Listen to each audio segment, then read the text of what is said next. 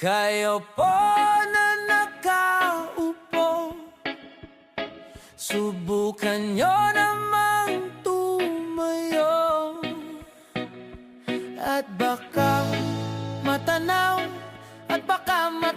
ninyo ang tunay na kalagayan ko.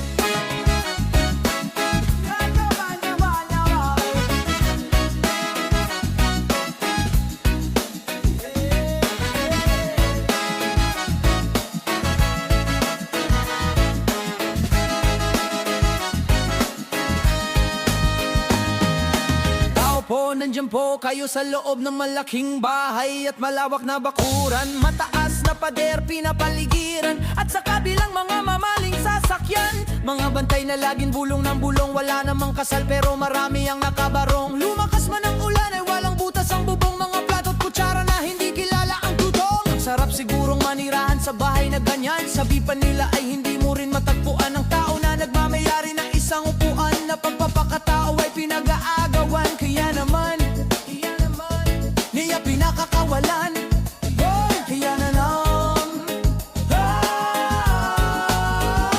kayo po na nakaupo, subukan nyo namang tumayo, at baka matanaw ninyo ang tunay na kalagayan ko.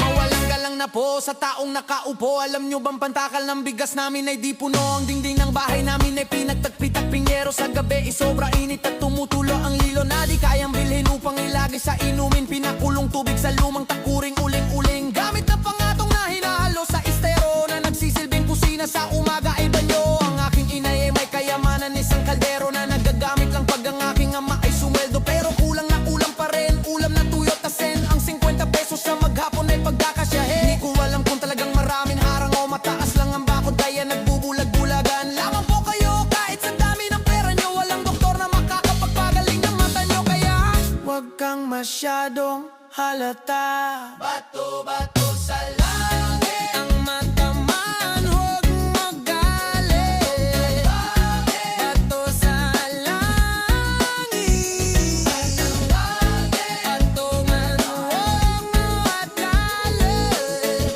Huwag kang masyadong halata, huwag kang masyadong halata. Huwag na, huwag na, huwag na, huwag na,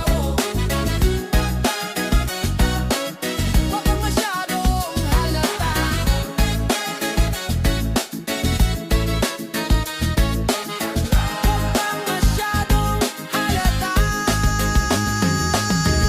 na, huwag na, huwag na, huwag na, huwag kang masyadong halata.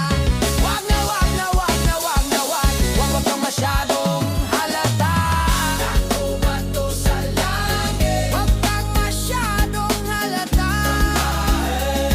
Huwag na, huwag na, huwag na lang, huwag na, huwag na, huwag na, huwag kang masyadong halata.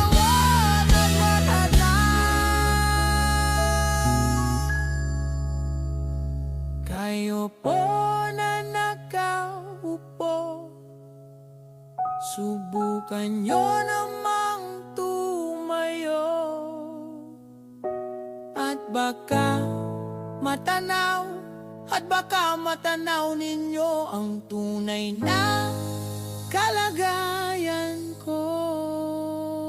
Ang makangang huwag magalit, bato sa langit, ato man huwag magalit.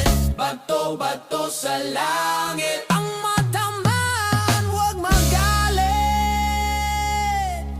Bato-bato sa langit ang mata man, huwag masyadong halata.